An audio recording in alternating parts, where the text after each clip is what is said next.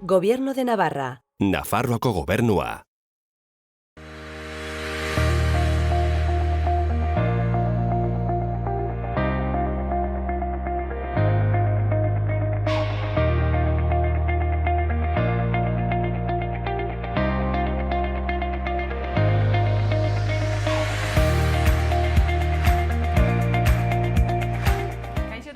Gaurko saiora. Gaurkoan, Albina Stardust drag artistarekin hitz egingo dugu. Gero, gainera, Oier Sanjurjo Osasunako kapitainarekin ere mintzatuko gara. Eta bukatzeko, Smog musika taldeko Asier eta Ander izango ditugu hemen gurekin. Orain, has gaitezen betiko saioarekin. Gaurko komunikabidetako azalak ikusiko ditugu. Diario de Noticiasekin hasiko gara. Titularrak sindikatuek ikasturte hasierarako egindako eskaerak azaltzen ditu. Ratioen murrizketa, plantilla handiagoa eta PCR testak. Argazkia aldiz, Estatu Batuetako hauteskundeen ingurukoa da eta Biden azpimarratzen du Trumpen alternatiba gisa. Horretaz gain, positiboen herena baino gehiago familiaren edo lagunen artean izaten direla jakinarazten du. Eta bizikletak konpondu eta mantentzeko 50 euro bitarteko laguntzak emango dituztela ere jasotzen du azalean. Kultura arloan, Harresietako jaialdiaren azken egunean zirkoa eta musika nagusituko direla aipatzen du. Eta bukatzeko, kiroletan Manu Sánchez Atletikotik Osasunaren ezkerraldera iritsi dela nabarmentzen du. Eta bestalde, gobernuak eta federazioek lehiaketara itzultzea aztertuko dutela ere azpimarratzen du.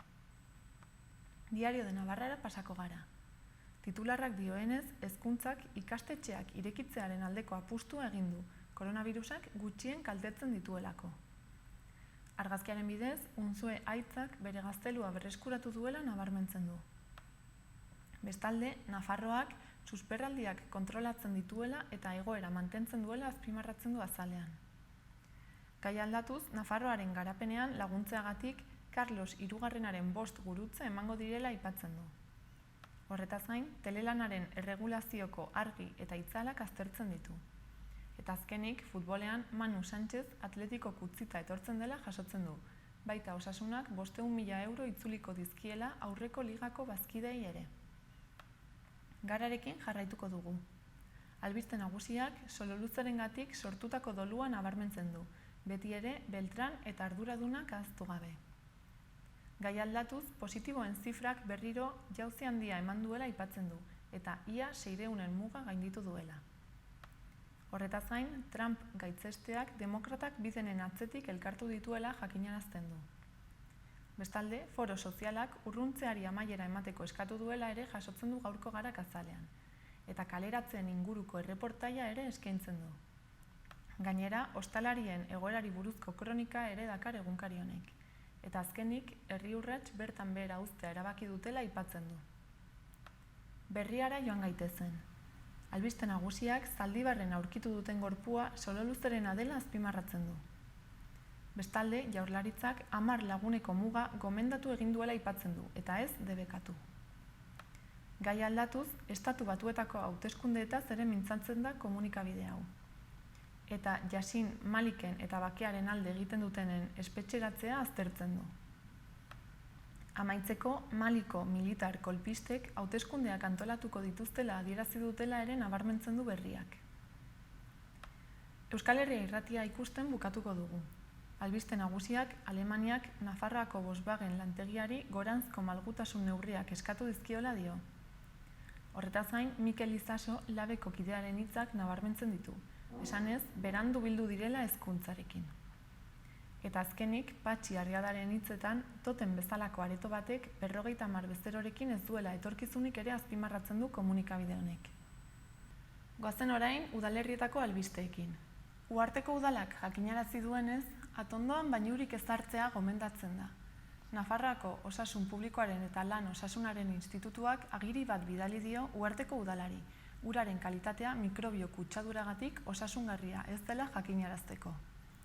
Gomendioa indarrean egongo da Nafarroako Osasun Publikoaren eta Lan Osasunaren Institutuak beste analisi bat egin eta uraren egoera jakinarazten duen bitartean. Gai aldatuz, abuztuko programazioaren barne jarduera desberdinak antolatu dituzte aste honetarako.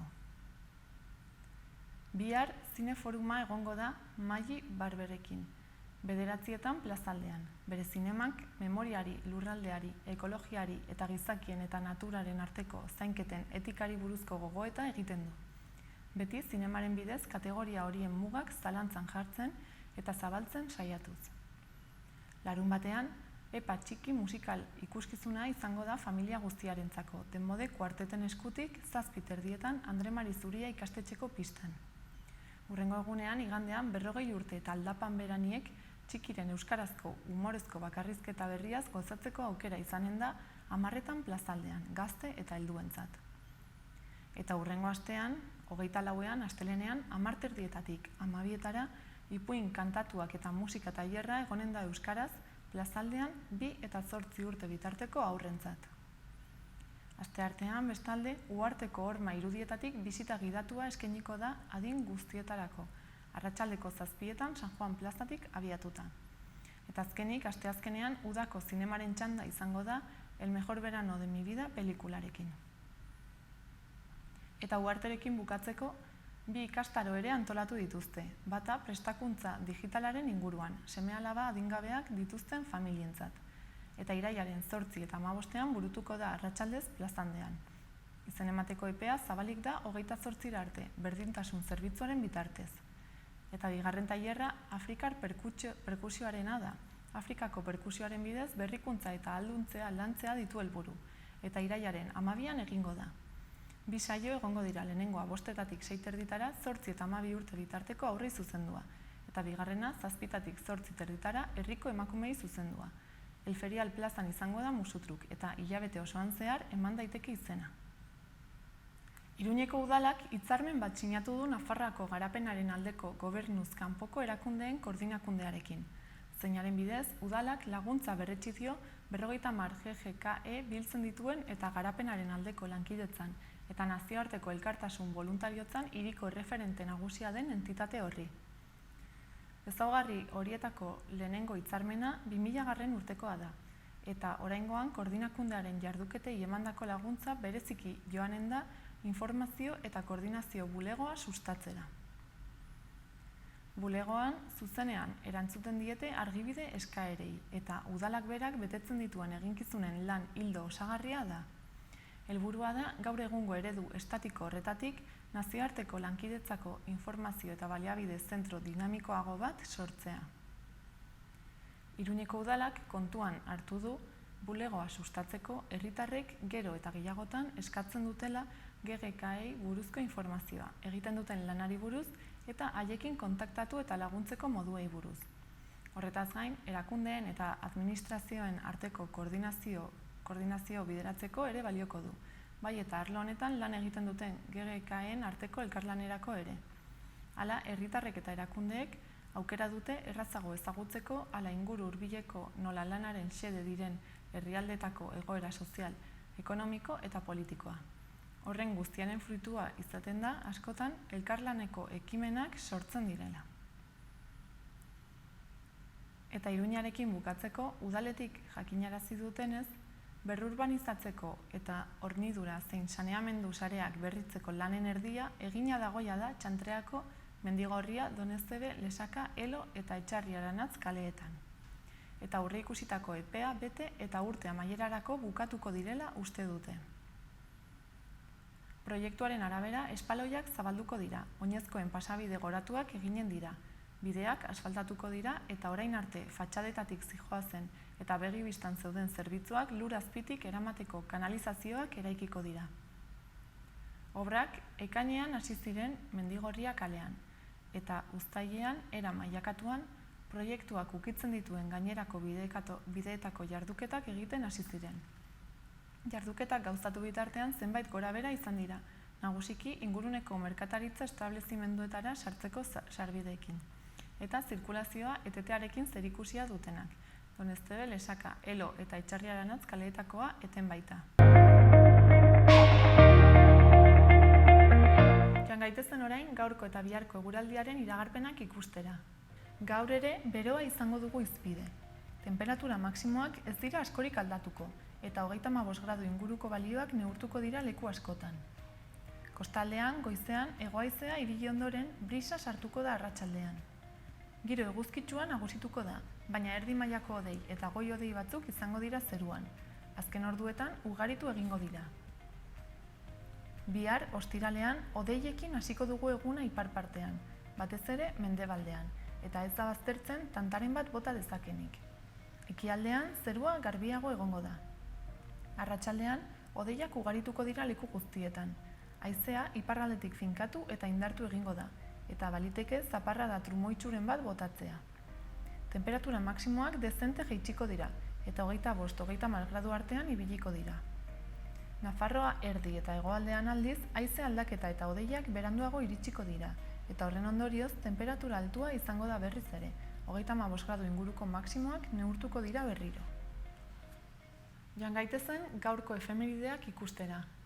1887ko abuztuaren 20ean, Michele Angiolillo, italiar anarkista, hil zuten Bergaran, Cánovas del Castillo erail zuelako. Horretaz gain, gaurko egunez 1937an Elfari jaio zen. Gainera, 1951ko abuztuaren 20ean Slobodan Milosevic, Serbiako presidentea eta Jugoslaviakoa jaio zen. Eta bukatzeko, gaurkoa bezalako egun batez, baina 1958an Robert Plant, Britaniar abeslaria eta Led Zeppelin bandako kidea izana jaio zen. Koronavirusa prebenitzeko gomendioak. Sarri garbitu eskuak urarekin eta saboiarekin.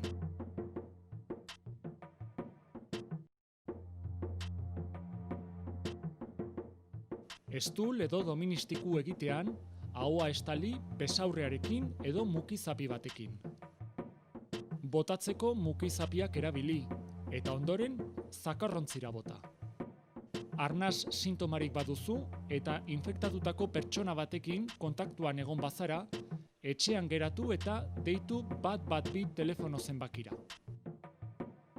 Beste ez zalantzarik baduzu, deitu 948 290 290 telefono zenbakira.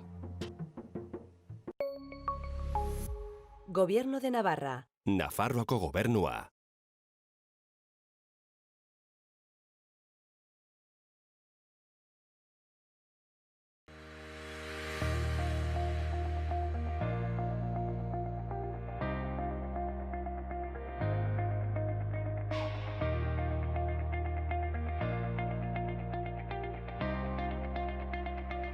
Orain hemen gurekin dugu platoan Albina Stardust. Kaixo. Zer moduz? Ongi tazu? Ongi baita ere. Bai, ni pixkat urduri. Zu berez drag queena zara. Bai. Eta zer da drag queen izatea? Zer suposatzen du? Galdera zaila, hasteko. A ber, lehenizta behin ezberdindu behar ditugu drag queenak eta drag kinak. Bale? Berez, drag queenak dira pertsonai femeninoak egiten dituzten artistak, eta drag kinak pertsonai maskulinoak egiten dituzten artistak. Baina niri gehiago gustatzen zait drag artista esatea. Ze berez, gure helburua da genero rolekin apurtzea edo genero role erabilgarritasun falta edo aldarrikatzea. Eta orduan, guk ere ezberdintzea queen eta kin askotan pixkat, hori ez, kontrasana da. Eta horregatik nahiago drag artista esatea. Eta berez, hori da, artista gara eta guk egiten duguna da, gure artean beste arte asko lantzen ditugu, dantza, abestea, lip-sync edo playback egitea, komedia egitea, eta beste asko.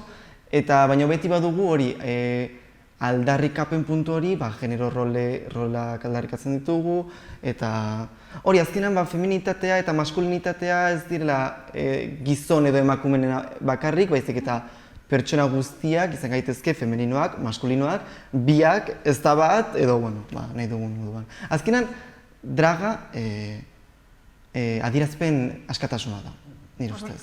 Nolabait artea da. Hori da, bai. Baina identitate bat bezala da? Bai. Antzezpen bat? Nire kasuan identitate bat da ere.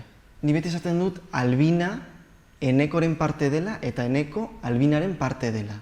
Albina ez da nire pertsonai bat, baizik eta nire parte bat da. Beste kasu batzuetan, bai esaten dute, pertsonai bat dela, beren lana dela, eta jazta. Baina nire kasuan, eta beste drag artista batzuen kasuan, gure identitatearen parte bat da. Guk draga erabiltzen dugu, gure eguneroko bizitzan egin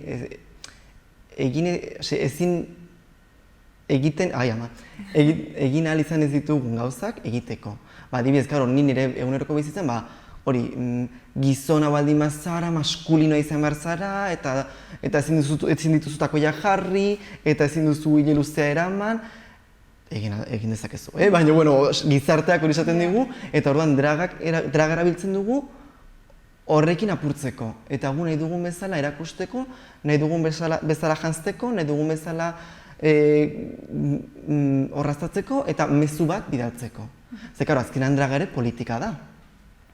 Orduan, zuk nolabait bai Eneko eta bai Albina zara batera. Bai. Eta batzutan erabakitzen duzu janztea Albina bezala eta beste batzutan Eneko bezala. Hori da.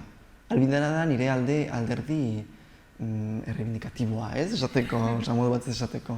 Eta ikuskizunak eta lakoak egiten dituzu, lehen nahi batu duzu? Bai, egiten ditugu, eta hori gure ikuskizunetan egiten dugu komedia, egiten dugu playback, abestien playbacka eta bar, eta jokoak eta bar, eta azkenean gure helburua da hori entretenitzea, jende ongi pasatzea, eta zerbait ikastea.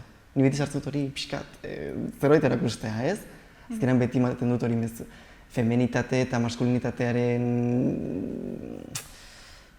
mezu hori, ez? Edonor... Hautsi behar dela, ez? Hori da. Hautsi behar dela eta edonor izan daitekela femeninoa, maskulinoa edo nahi duen bezala. Eta drag queena hemen Iruñan izatea, zaila da, ala nolakoa da?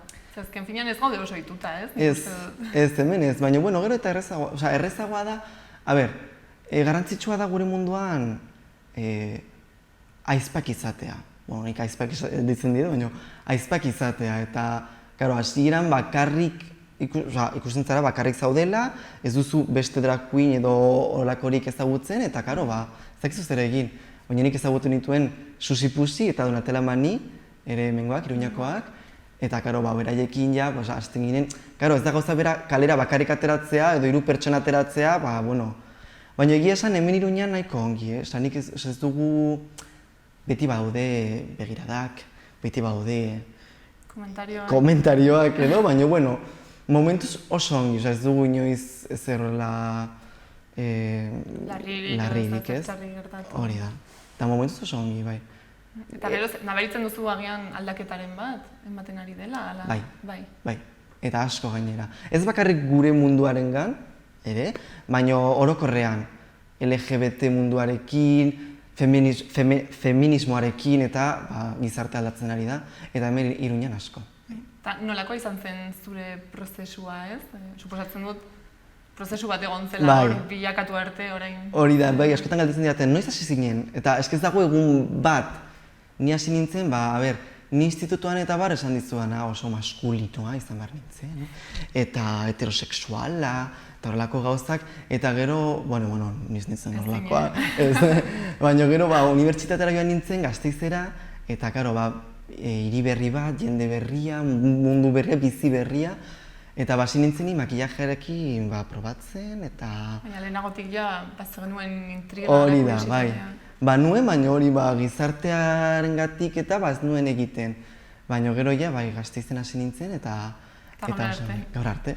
Eta gero barosi nuen hilorde bat, eta gero zakit, takoi batzuk, eta poliki-poliki, eta behin Albina sortu nuenean, Donatella eta Susi ezagutu nituenean, egin zen hemen Iruñan LGBT festa bat, zentralen, eta joan nintzen Donatella eta Susirekin, eta beste batzuekin, Gatal Cuadrado, Jogurina Borobarekin, eta bar, eta esan nuen, ni Albina izan nahi dut, eta ni Albina sortu eta garatu nahi dut. Eta zure ingurukoek nola bizi izan zuten guztia? Oso ongi, egia esan oso ongi. Azkenan, nire gurasoi pixkako sartu izaten, ez da gauza ohikoa, ez da batean zure semeak, hilorde bat jarri nahi du, eta koiak eta Lady Gagaren abestik egin nahi ditu jendearen aurrea, baina gero oso ongi, nire ama asko laguntzen dit, eta asko hori. Eta nire jendea, nire lagunak, super ongi. Baina, azaldu behar izan zenien, ala... Ez, egia esan ez. Gabe... Ni ikasi nuen gauza bat dela, ez dudala ni azalpenik eman behar. Ez nire orientazio sexualaren inguruan, ez nire identitatearen inguruan, ni naizen bezala bizi behar naiz, eta gustatzen zaionari ongi, eta zaionari gustatzen, agur. Horan, nik ez dut inoiz azaldu. Nire lagunei ez dit azaldu, baina beraiek lagundu diate prozesuan, eske beraiek, les encanta. Eta horan ez, oso ongi. Eta egiten dituzun ikuskizun hauek, Iruñean eta hemen inguruan egiten dituzu? Bai, hemen egin ditugu, Guarten egin ditugu Berriozarren egin ditugu ere, bai, leku askotan, Iruñean gehien bat. Eta gero ere egiten dugu despedida solteras eta bar egiten ditugu asko. Baina ez dute hori hartzun handirik, ez? Zenik adibidez ez nuen... Ez, egia esan ez. Eta gehienak gu bilatzen ditugu, edo gu galdetzen ditugu, prestatzen ditugu, noizean behin deitzen digute zerbait egiteko, baina ez asko. Eta hori da gure munduaren arazo larriena, gure artea ez dela baloratzen. Ez ekonomikoki, ez sozialki askotan. Orduan oraindik ez baduzue nolabait bide bat. Hori da, bai. Eta zuen ikuskizunetara joaten den jendeak, gero zer esaten du edo zer nolako impresioa? Jenderi pila gustatzen zaio. Azkenan, hori komedia pila bat, jendea ongi pasatzen da. Osea, leku babesa, zekin dara esan? Babestua. Leku babestua, osea, toki seguruak sortzen ditugu. Eta orduan jendea gustora goten da, askotan publiko LGBT-a dugu eta oso gustora goten dira. Lady Gagaren abestiak egiten ditugu edo bestearena, musika super... jendeari gustatzen zaio pila bat eta oso ongi pasatzen dugu. Eta hori mezu erreibindikatiboiek ere asko gustatzen zaie eta askotan esan digute asko ikasi dutela. Behin egin genuen Kolonbiaren independentziaren festa bat egin zuten eta deitu ziguten eta bertan egin genuen show bat. Eta gero etorri zen, bazeuden aurra asko, eta ni hori zen egin nuena Lady Gagaren abesti bat eta koreografia egin nuen eta aurra jarraitu zuten koreografia. Eta gero etorri zitezkigun ama asko esatera hori ze garrantzitsua den txikitatik hau ikustea, hau ikastea eta normaltasun osoz hau bizitzea. Eta ikastea hori ze duela aste bat eman nuen Atarrabian hitzaldi bat eta han ere aur batzuk zeuden eta esan nien, hasieran esan nuen, zemarekin gero aurrak joango zirela, baina hasieran esan nien, hemendik eramatea mezu hau, nahi duzuen bezala izan alzarete, osea, femeninoa, maskulinoa, besta bat ez bestea, panpinekin jolastu nahi duzue, kotxeekin jolastu nahi duzue, praka jantzi nahi dituzue, gonak, nahi duzuen bezala izan zaitezke, eta gehien bat ez aurrei bakarrik, ere esan barzaiela mezu hori, baina baita gurasoei. Gurasoei eta gurasoek ikastea hori normaltasun osoz zure semeak gona bat jantzi nahi duela, jantztea, zein da arazoa. Ez daude munduan beste arazo batzuk larriagoak, orain badugun arazoa adibidez, zergatik horregatik ez? Gaizki pasa edo, kezkatu edo... Hala ere badago ez, jendea ideia oso zurrunekin eta oso zaila izango da alako pertsonek ideia zaldatzea, ez? Bai, gure lana da. Gure lana eta beste batzuen lana. Asmoa ere. Hori da, bai, gure helburua hori da, bai.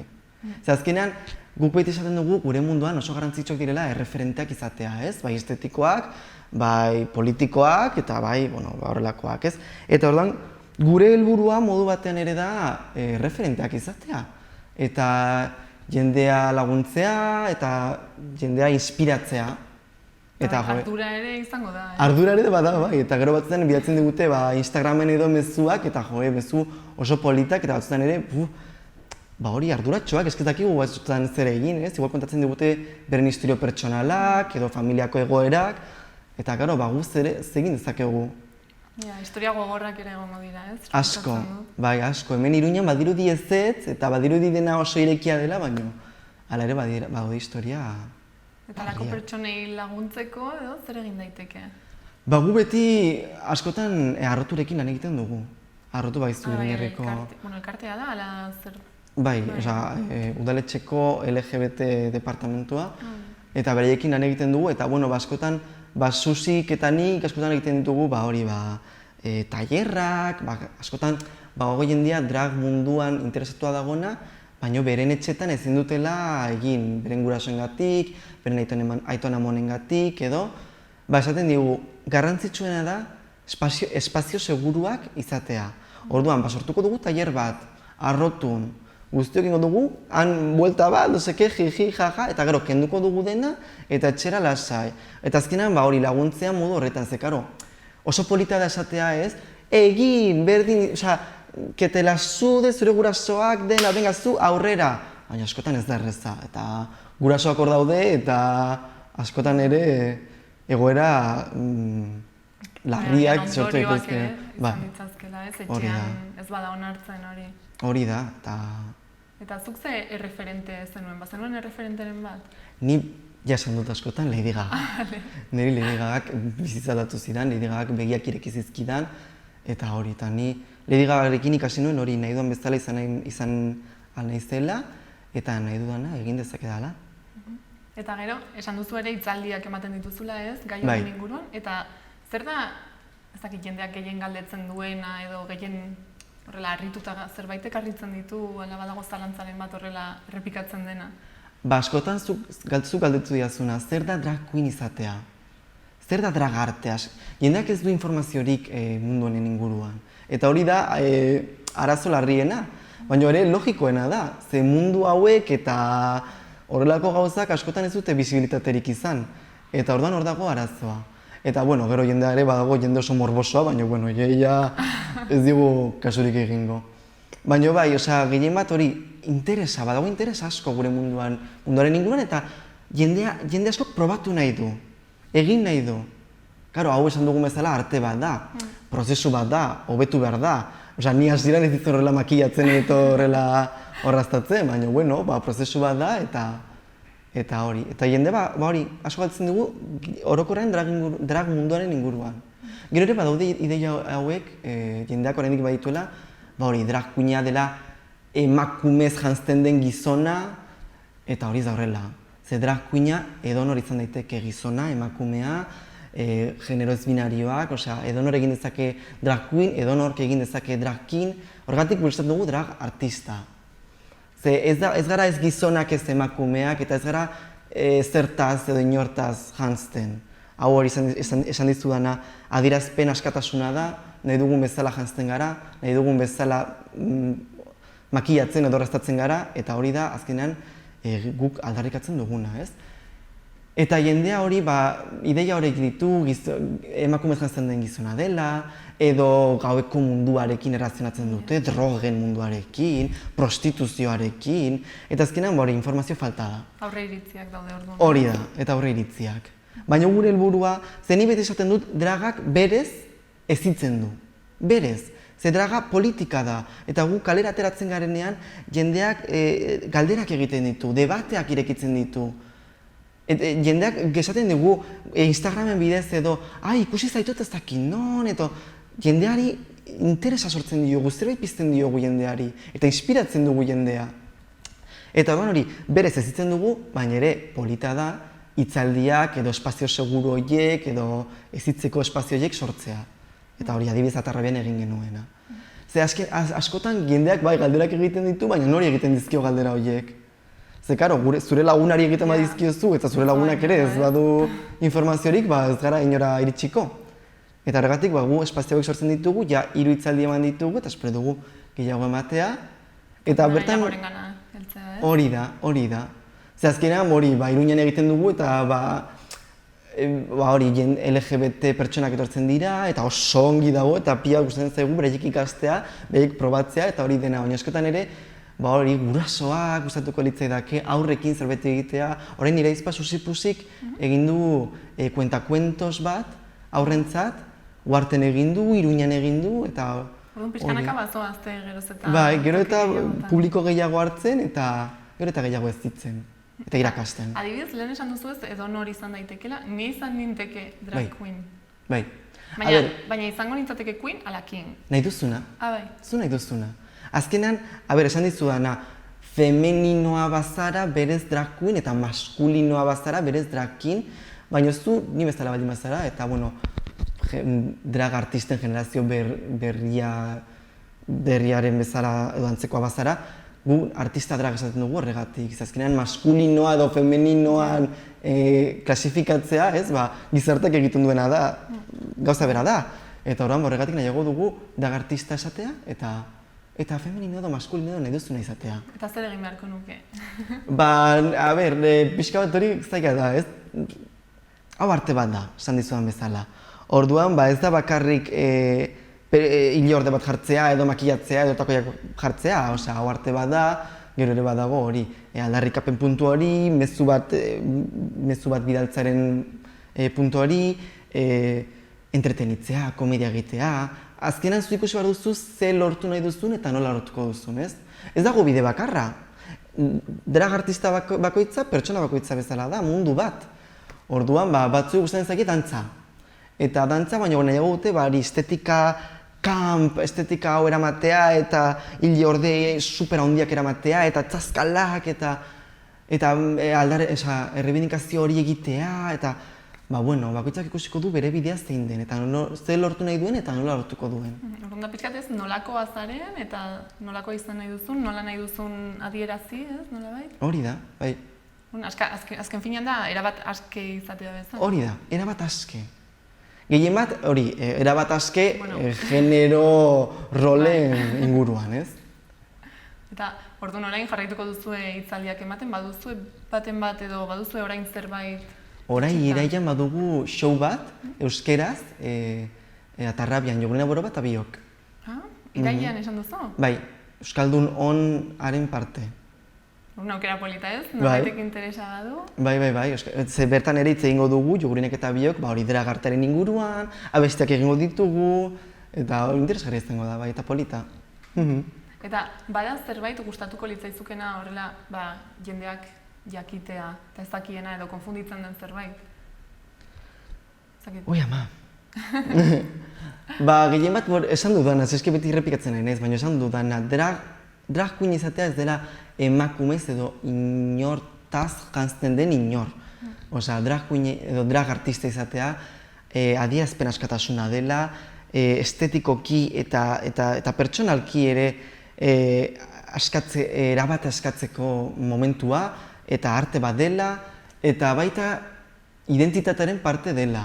Nire kasuan eta beste askoren kasuan. Azkenean, esan dizudanan, Albina Enekoren parte dela eta Eneko Albinaren parte dela, baina baita ere, Albinak Enekori gauza asko erakutsi dizkio, eta Enekok Albinari gauza asko erakutsi dizkio. Eta orduan zure identitatea sortzeko prozesu hortan oso garrantzitsua da. Imaginazazu, zure nerabezaroan genero rolen karga hori izatea, ez? Beti konbilen artean dakigu ez dugula guztiz ezabatuko eta, baina imaginazazu, ez? Ez duzula, hori, inork ez dizula esaten femenino izan barzarela, edo depilatu barzarela, edo hile uste izan barduzula. Eta bazkenean, nire kasuan ez zen nerabezaroan izan, esan dizuenez, unibertsitatean izan zen, baina, azkenean, norben pertsonalitatearen garapena bizitzasoan egiten dela, uste dut nik bizitzasoan egiten dela. Eta nire kasuan izan zen, unibertsitatea iritsi nintzen, hasi nintzen, eta ikusi nuen ez nuela zergatik karga hori izan behar, edo nozaten da, gizartearen presioa izatea, ez? Ez gula presio hori izan behar. Ni nahi duan bezala izango naiz. Takoiak jarri nahi ditut, takoiak jarriko ditut. Gona jantzi nahi dut, gona jantziko dut. Femeninoa izan nahi dut, femenino izango naiz. Baina maskulino izan nahi dut, ere. Eta biak batera izan nahi ditut, izango naiz. Eta hori erakutsi dit dragak. Orduan orain norbait egongo balitz pixkat egoera horretan, zer gomendatuko zenioke egitea? Erreferentak izatea, ze badaude asko.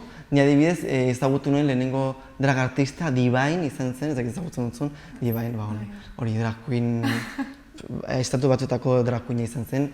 Eta bera oso ezberdina zen, bera oso lodia zen, bere estetika oso ezberdina zen, oso camp, oso bere bazuen, hile ordeak hemen jartzen zituen, eta oso arraroa zen. Eta ni horretzen naiz txikitan ikusi nuela, 12 urterekin edo, 13 urterekin edo, eta ni esan baino hori zer da? pero bueno, pero esto ¿qué es? Eta gero, begira orain, osea, eske ikasi nuen, gehiago drag artista ezagutu nituen eta ikusi nuen, ze libre ziren. Osea, adibidez Divine ez zen gizarteak ezartzen dituen kanonetan sartzen, baina bera ikusten zen un pibon, bera ikusten zen, vamos, guapísima, bere 300 kiloekin, eta ikusten zen divina, eta nire eske ikusten da, hori, zoriontxoa dela, askea dela, ni bera bezala izan nahi dut. Ez bera bezala fizikoki, baina bera bezala izan dut, aske libre. Eta azkenan, eta gero hori, nire usten zait, estetika arraroak, bizarroak, gaur nahiko normal etorri nahiz, baina, batzutan, hori, estetika androginoak, edo gauza arraroak egitea, eta, arte bat da hori ere, ez, makillajarekin, eta hori dena ematen dit draga, nire mezua emateko espazioa, nahi dudan bezala izateko espazioa, nire artea espresatzeko espazioa dena ematen dit, nire pertsonalitatea garatzeko espazioa.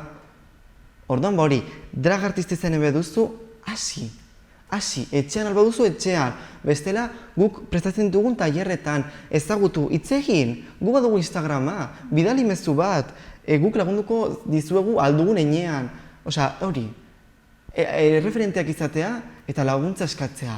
Azken hori sopolita da, esan dizudana, imaginatu Elizondon zaudela, adibidez, eta Elizondon ez duzula inor ezagutzen.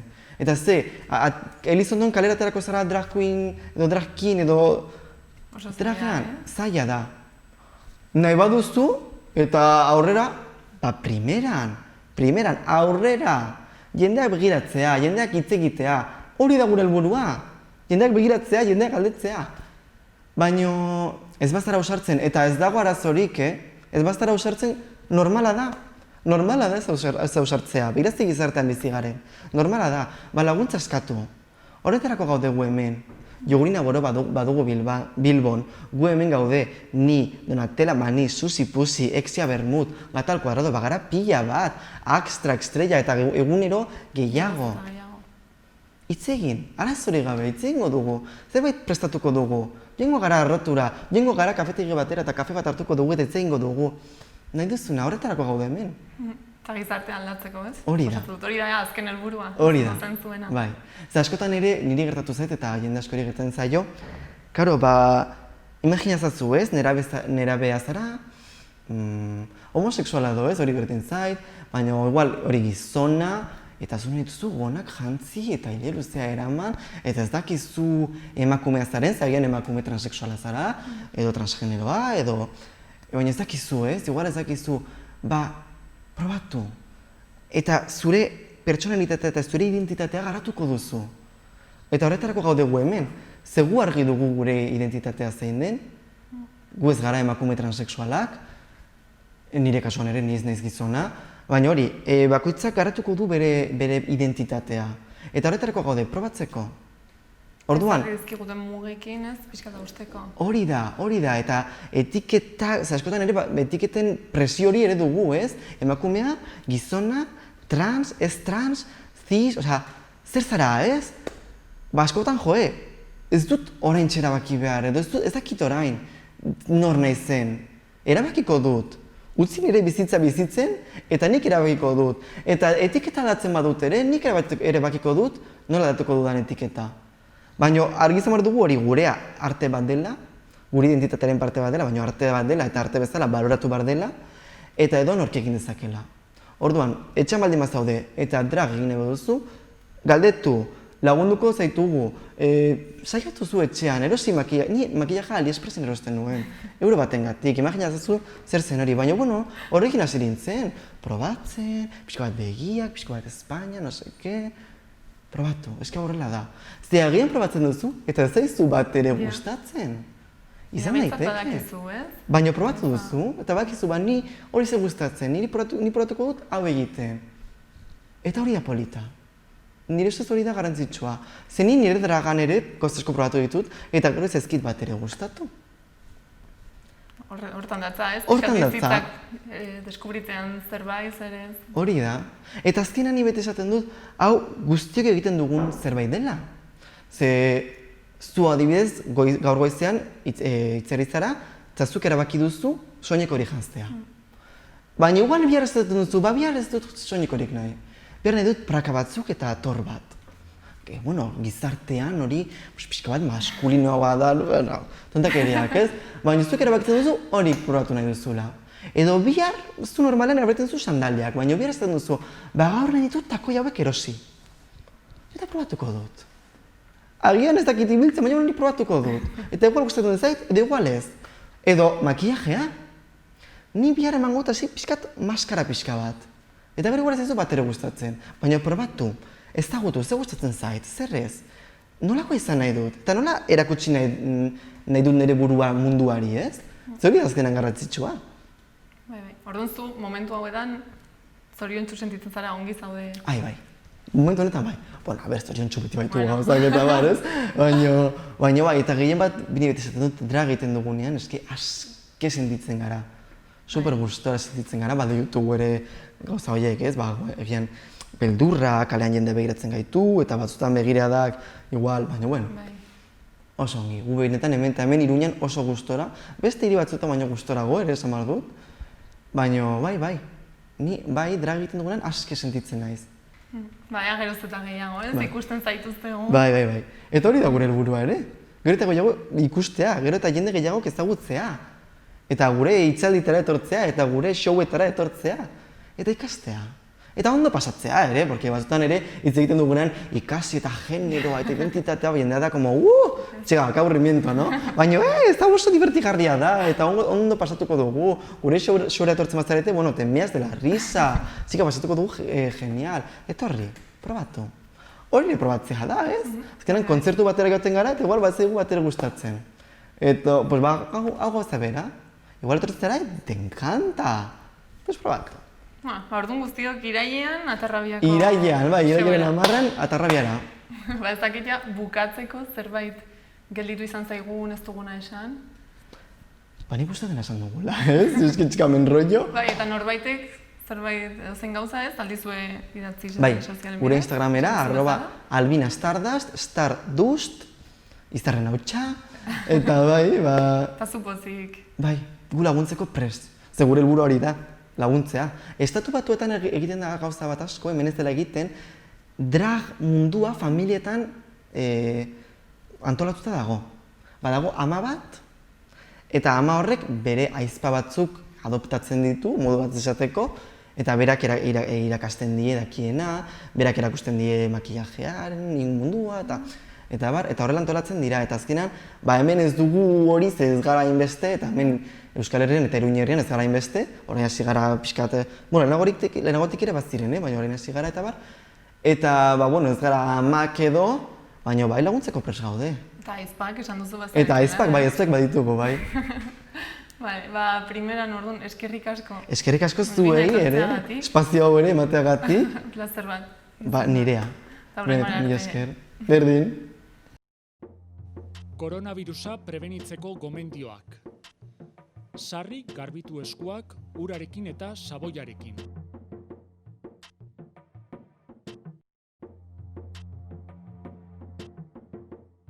Estul edo doministiku egitean, ahoa estali besaurrearekin edo mukizapi batekin.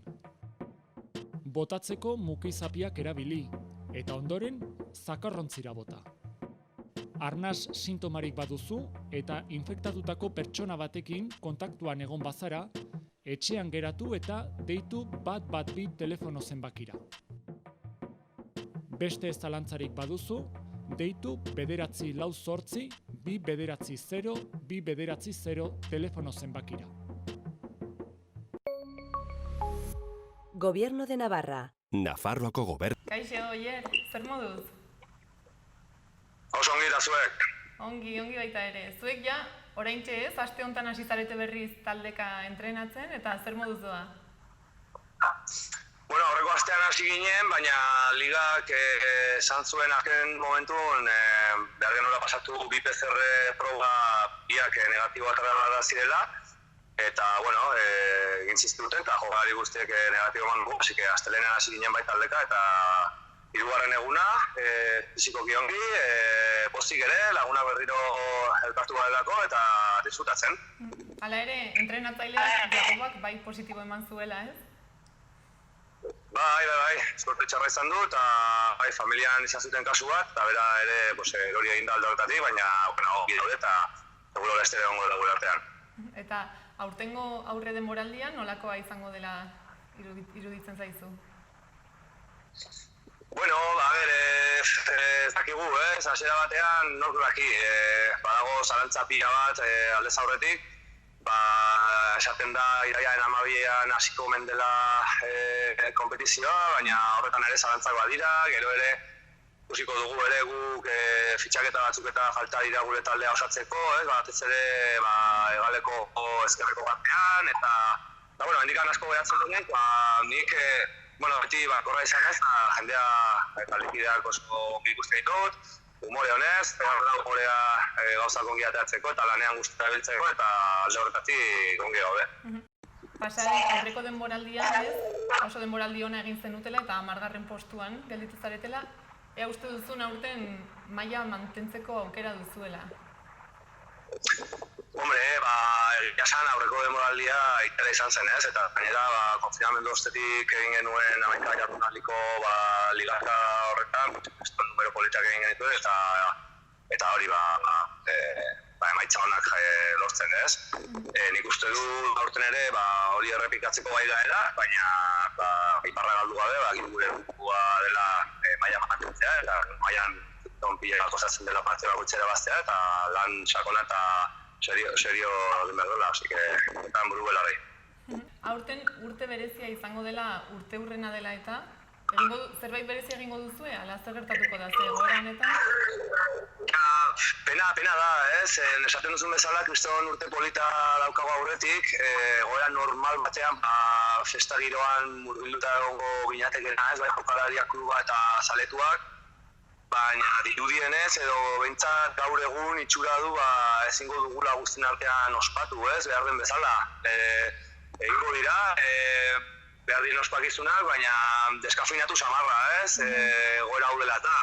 Ikusiko dugu nola dijoa zen ere hilabeteak aurrera eta ea zerbait fundamentuko zerbait egiteko gai garen. Eta estadio berrian nola doa?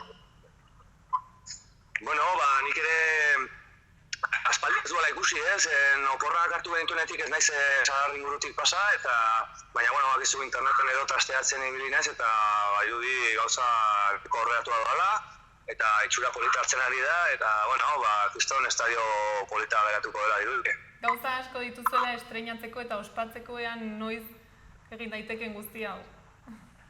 Bai, eske hori da, kriston urte berezia eta polita dugu aurretik, eta ilusio handiakin nik behintzat hartzen dut ez, eta hori da, estadio berria estrenatuko dugu, gero ere euskakizunak egongo dira urte osoan zehar, eta gogoa dut dena den esaten izuna deskafinatu samarraz, pentsa olako estadio polita estrenatu gara izatean eta jenderik gabe, hasiera batean, ikusiko dugu ordurako moldatu daiteken zer, baina gaur egun horrela dirudi izango dela, ez? Ere zuek motivazioa mantentzen duzue, ez?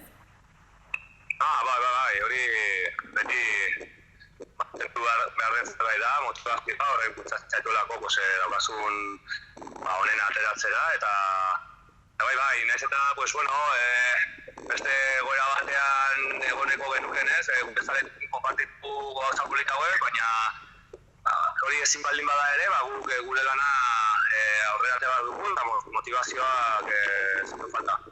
Ez dakit ja bukatzeko mezuren bat bidali nahiko zenuken? Bai, mezua,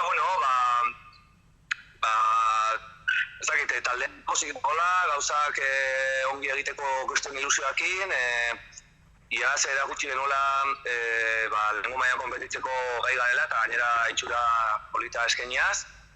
Eta, konstiente garela eta erraizta garela, zaila dela lehenengo mailan konpetitzea, baina batugula argumentuak eta iazko bideari jarraitzeko gogoa diogula.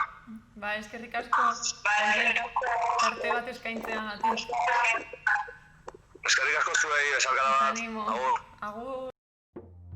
Koronavirusa prebenitzeko gomendioak. Sarri garbitu eskuak urarekin eta saboiarekin.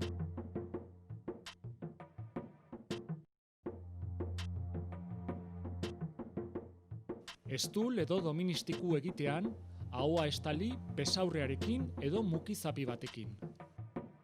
Botatzeko mukizapiak erabili, eta ondoren zakarrontzira bota. Arnas sintomarik baduzu eta infektatutako pertsona batekin kontaktuan egon bazara, etxean geratu eta deitu 112 telefono zenbakira. Beste zalantzarik baduzu, deitu 948 290 290 telefono zenbakira. Gobierno de Navarra. Nafarroako gobernu. Orain, Smog taldeko Asier eta Ander ditugu hemen, gurekin. Kaixo, zer moduz zaudete? Ongi, pozik hemen egoteaz. Eta zer moduz doa da kontzerturik gabe, imaginatzen du? Bueno, pixka eta aspertutak, ez. Azkenean udan nahi duguna da jotzea, eta urten ezinezkoa da. Beraz, beste movida batzuekin gaude. Eta zeintzuk dira movida horiek?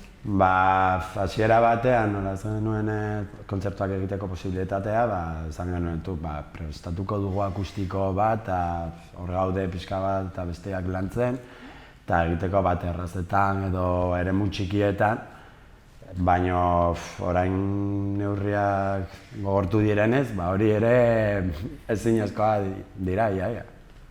Baina gutxi gora bera prestatu duzue akustiko bat, orduan?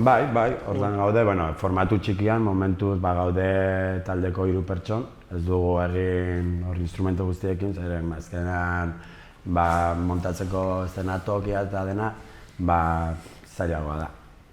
Eta espero duzue orduan ez, egora pixka bat lasaitzea eta ea posible duzuen kontzerturen bat ematen? Bai, eske niri, behintzat, gustatzen zaiguna da kontzertuak ematea. Gero musika egitean noski behar dugula, baina kontzertuak ematea berez da asko ematen digu.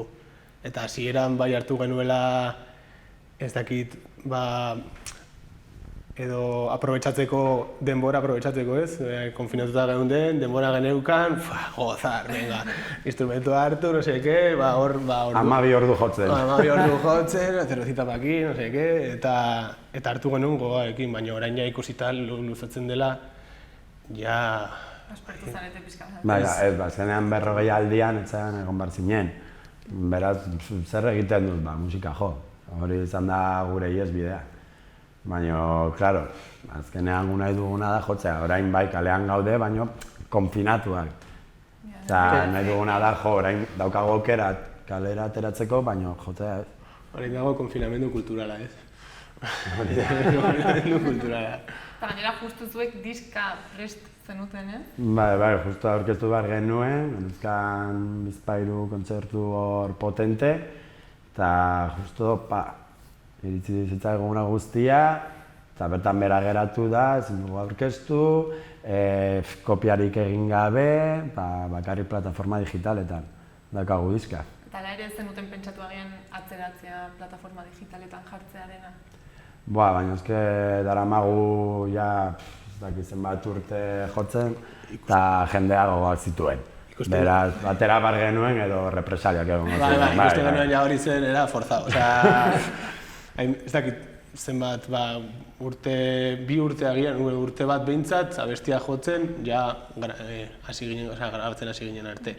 Ez zela egin genituela eta grabatu genuen eta oraindik jendeak ez ditu ezagutzen. Baizik eta jendeak ezagutzen dituela. Orduan ja behar genuen eta gainera zen momentua ez. Jendeak... Gainera gutaldean aldaketak izan genituen. Hasiera batean ez ginen bakarrik ginen 4, beste bateria batekin, grabatu genuen diska bat, gero bateria aldatu genuen, diska hori hor geratu zen, gero egin genuen beste grabaketa bat, gero sartu genuen beste gitarra bat, azkenean, 3. grabatu genuen, eta kalera atera bar genuen, zeren jendeak, noiz ateratzen duzuen diska, edo zer, eta esan genuen, itxoen ez 40 aldian jendea izatea entzuteko. Eta zen nolako harrera izan du? Hori eta gero, gainera ere egin dituzu ez, sare sozialen bidez, bertsioak edo... Egin genuen hor erronka bat, Nafarroako taldeak bertsionatzen, Eta ongi hori gutxienez, gu entretenituak egoteko, balio zitzaigun. Bai, ez hori pixka hori ondo gontzen. Egin zen talde bat, ez? Hori azaltzen. Egin zen talde, ez dakitzen. Eskin sare sozialekin ez daukat herrimana askorik, horregatik esan dizazuri, baina ez dakit Instagramen, ez dakit nola. Ba, Instagramen bitartez egin genuen erronka. Ba, Nafarrako musika talde, ez dakit nola esan, ez famatu underground edo bizka bat hola ez. Etxeko taldeak. Etxeko taldeak elkartzea eta hauen artean bertsoak egitea batak besteari. Eta somatu duzue jendea pendienteago zegoela igual zer egiten zenuten sare sozialetan eta horrela? Bai, hori nabaritu da pilo Horrean bat. normal batean baino. Bai, baina hori arlo guztietan, jendea zegoen hiperkonektatuta. Eta egiten zenuen zeo zer, eta momentuan ikusten zuten 300 pertsona, bai, arreta nabari da. Zuri ez da zaizkizu sare sozialak gustatzen izango zen pixka? Bueno, ez naiz aditua, hori da gero nire gustuak ere beste gauza bat da, ez baina hori, ez dago hor, estitan puesto. Eta berez taldean noiz sortu zenuten? Bueno, esan duzu buelta asko eman zituela, ez aldaketa eta bat. Gure memoria ez da oso ona, horretarako. A ber, noiz nahi gauzu urtea esatea, pixka bat abolio esan duzera. Igual ja... Zizanten, kasualitatez sortu zen? Ez, azkenean gu genuken bajera bat, eta bajera hori zen bere denboran musika denda bat. Eta zeukan hor gela bat insonorizatua, eta orduan gu hor jotzen genuen, eta elkartu ginen, ezagutu genuen Mateo, zigera batean ginen Zuzino eta ni hor egunero jotzen, gero Mateo sumatzen. Erakutsi zidaten basoa jotzen. Eta gero hartu genuen bateria bat, baina fagoakian orain dela... Hori izan zen aurreko bajeran. Osea, hau guztia jaio da bajeretan. Bai, zegoela gaztetxea inguruan eta handik ibiltzen ginen, baina azken finean zen bajerara jun eta... Gela batean sartzea, musika tresnak hartu eta jotzea. Eta orain pixkat formalagoa edo serioagoa da, la mantentzen duzue? Orain ja daukagu gure entxegulekua.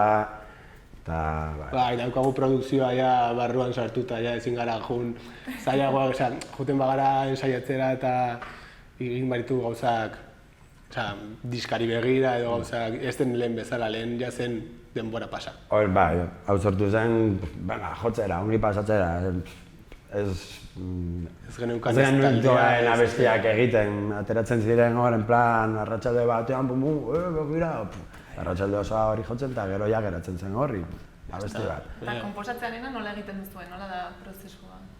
Hori... Desberdina da, beti ala? Badago norbait agian melodia sortzen duen abesti norbait? Normalean gitarra. Gitarra sortzen du melodia edo eskematxo bat, eta hortik hasten gara. Hori aldatzen da normalean, baina eskema edo arima edo abestiaren arima hor gitarrak sortzen du. Eta letrak? Zeinek egiten ditu? Letrak, bakoitzak. Diska honetan, hori, askok, batez ere gubiok eta abeslariak, ez? Etxean letraren bat egin, eta gero besteekin hitz egin, eta benga, hau ondo sartzen da, luzatu pixka bat edo sartuko diogu letra pixka gehiago, behin abesti izan da, noski. Gehien bat norbanako abesti izaten da, ez dugu inoiz egin letraren bat elkarrik. Gaitu egingo dugu ez dakitzeri buruz, elkartzen gara egun batetan letra egiteko, ez dugu inoiz. Horrengo ez ditu. Zer du garrantzi gehiago kasu honetan? Melodiak ala biek? Garrantzia, berez nik esango nuke garrantzia egiterako orduan melodia da delako horretan oinarritzen garelako. Baina hala ere ez dugu edo gutxitan edo nik uste dut ez dugula inoiz egin aldrebes. Orduan hor garrantzia egiterako orduan orain gure eragatik izango nuke melodia dela. Baina hori ez du esan nahi abestiar beraren garrantzia melodia den edo...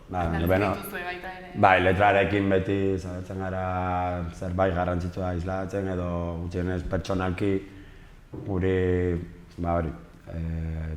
tokatzen zaizkigun esperientzia eta ala jorratzen ditugu. Baina askotan guri begira. Pertsonala. Bai, da politikoa, baina politiko pertsonala. Bai daudela abesti batzuk, abestiak bat baino gehiago, direla sozialagoak, baina beste asko da arazo pertsonala edo ezin egon edo... Bai, gehienetan ikuspuntu pertsonalaren bitartez. Eta diska honetan zein da horrela gehien gustatzen zaizuen kanta edo jendeari gehien gustatzen ari zaiola?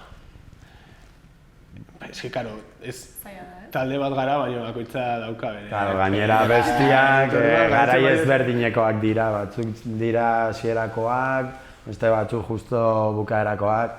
Ara, adibidez niri, jainkoetan sinisten, uste dut, iruditzen zaidala potenteena, baina, claro, eske badaude momentuak. Agian jaikitzen naiz, eta hau gustatzen zait gehiago, eta gero gauean, hau asko oso beto. Eta jendeari ere orduan guztiak. Ja, jendeak Ez ezakit. esaten. Bai, baina batek esaten du gauza bat, besteak bestea, ez diot garrantzirik ematen, esan dizkia, egon naiz 10 pertsonekin hizketan, eta horietako 5 esan didate... Gainera hori, Instagramen bitartez egin genuen inkesta bat, eta jendea... Entzen duten inkesta bat, ez da inkesta egin duten. Hori, galdetu genuen, zen da gehien gustatzen zaizuen kanta, eta bat esaten zuen, bizitzan lasterketa, bestea jainkoetan, bestea metxetako itzada. Orduan... Iritzi oso desberdinak. Bai, baina hori ona da, zeren hori erran nahi du abesti guztiak onak direla. Ez dagoela baten plan ona dela eta besteak... Sin más. Eta ez direla... Ez da... Osa, bai estilo berdina, baina abesti bakoitza badauka bere xarma. Osa, ez da... Ez da diska bat non jarraitzen duela... Osa, nik uste dut abesti bakoitza badauka bere estiloa edo bere... Nire ustez. Eta nire adibidez ez naiz izan nintzena, nire gustatzen zait, baina ez da oso ohikoa jendeari gustatzea. Ez dauka melodia gutxia edo horrelako movida. Orduan bakoitzak badauka bere... Ni gehiago baloratuko dut pertsona bati esaten badit normalean jendeari gustatzen zaiona abesti bat gustatzen zaiola, pertsona horrek esaten badit mundu guztia gustatzen zaiona abestia baino. Niri aberasgarria iruditzen zait jendeari abesti ezberdinak gustatzea. Eta estiloaz hitz egin duzulan, nola deskribatuko zenukete zuen musika estiloa? Hasieratik izan dugu arazoa. Gehien bat metal, baina, karo, rock metal, metalcore, hor pixka bat mugitzen da. Baina nahiko gogorra bezala. Metalaren inguruan, bai. Metalaren inguruan. Baina ez heavy metala, en plan, gauza horiek ez. Eta orain akustikora moldatzeko? Bai, hori bai izan dela erronka polita. Gainera niri gustatzen zait pilo bat akustikarekin jotzea eta justo estilo hau trasladatzea. Bai, zaila da, baina lortzen duzunean polita da. Niri gutxienez asko gustatzen zait. Eta orain lortu duzue, ezakitepe motzera baduzue proiekturen bat edo... Justo egin behar genuen irailean, baina orain segurtasun hori gogortu denez, atzeratu dugu. Momentuz ez dago horrela. Orain datarik ez daukagu momentu. Eski baude espazioak, azkenean herri handietan, arazoa herri handietan gauzak egitea, normalean debekatzen dutela. Ekintza kulturalak gehienak izaten dira herri txikietan, Baraninen adibidez ezin da zer egin. Ezin da, eskatu dira baimen pila bat ekintza kulturalak, baina segurtasun neurriekin eta guztia, eta esaten dute ez. Gero gero horrelako taldeak edo nik ezagutzen ditudanak, kantautoriak eta ala joten dira herri txikietara, hor baimentzen dituztela, baina oraingoz Iruña herrian esango nuke dagoela movida nahiko gaizki. Bai horrelako gauzak egiteko edo bestelako ekintza kultural. Gu nabaritu dugu pilo bat, zen adibidez kopiak ez ditugu egin, orain dirua ez ditugu ganez. Eta esan genuen, egin behar dugu akustikoren bat, pasta bat pilatzeko, baina, klaro, ezinezkoa da. Eta kontzerturik gabe, ez dituzu diskak saltzen, ez dut mertxan eta hori dena bertan bera geratzen da, eta ekonomikoki talde pilo bat nabiritu dugu. Nabirituko dute, ez? Baina desagertzeko modura... Ez desagertu ez, baina... Ostia. Kenean hor diro kontua, jendeari dirua sortzea eta gaizki dago hori bai. Komplikatua dago. Eta espero duzue nolabait buelta emango zaiola? Nik uste dut azkenean Iruña herrian edo Nafarroan daukagun musika talde edo horrelako joera hori ez dela desagertuko. Osea, hori ezin da desagertu nire ustez.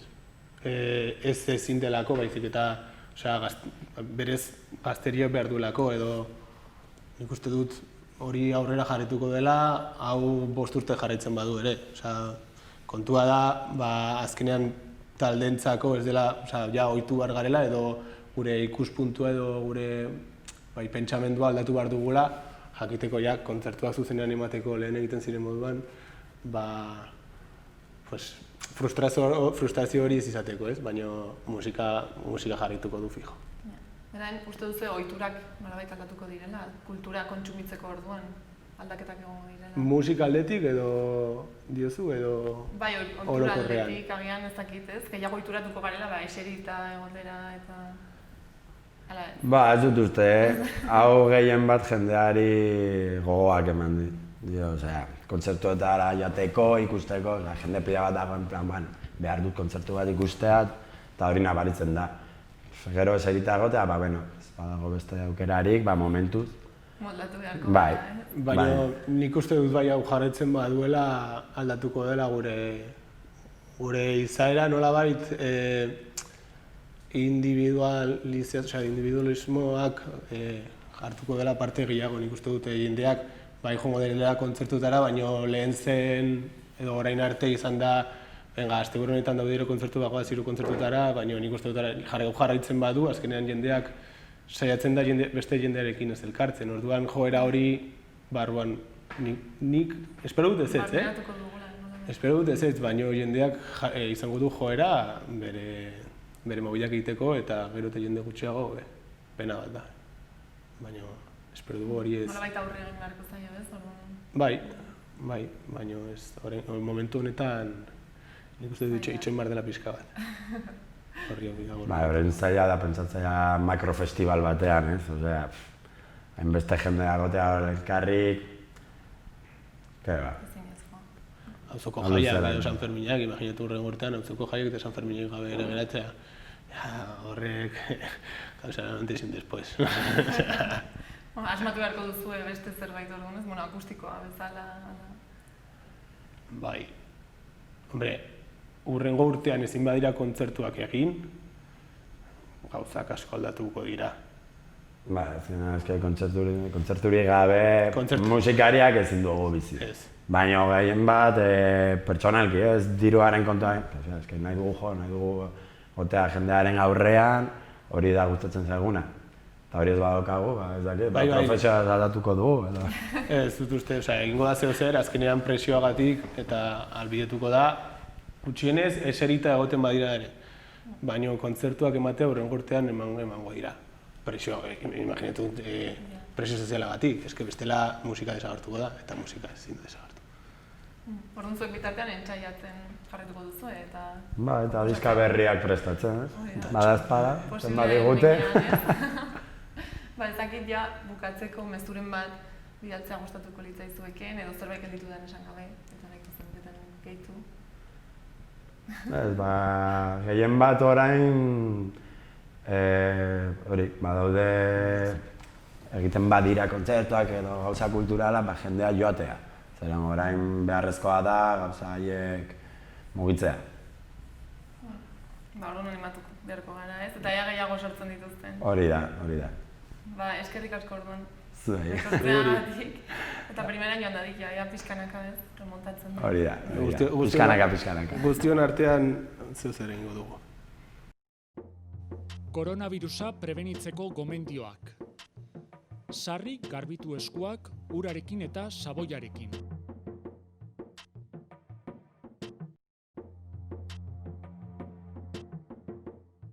Estul edo doministiku egitean, ahoa estali besaurrearekin edo mukizapi batekin. Botatzeko mukizapiak erabili, eta ondoren zakarrontzira bota. Arnas sintomarik baduzu eta infektatutako pertsona batekin kontaktuan egon bazara, etxean geratu eta deitu 112 telefono zenbakira. Beste ez zalantzarik baduzu, deitu 948 290 290 telefono zenbakira. Gobierno de Navarra. Nafarroako gobernua. Beno, gaurkoz hau izan da guztia. Orain, Smog taldearen bideoklip batekin utziko zaituztegu. Mila esker horregateagatik da bihar arte.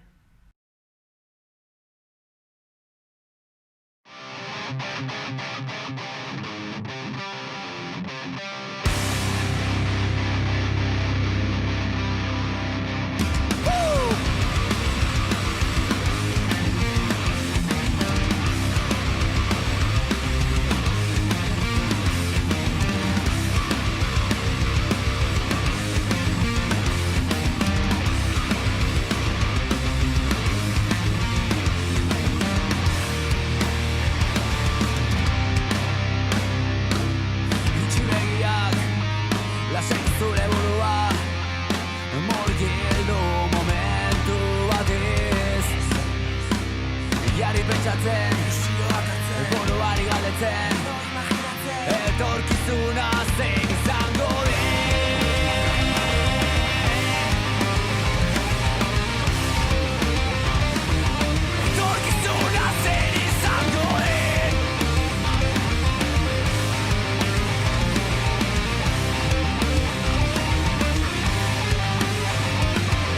Etorkizuna gure esku dago, itxaropena baldin badaukagu.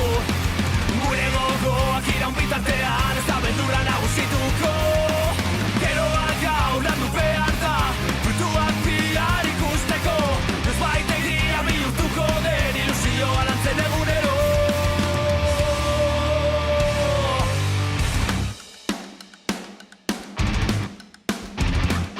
Ilusioa lantzen egunero, etorkizuna gure esku dago, baina bihotza malkoz betetzen zait realitatea ikusi eta gero.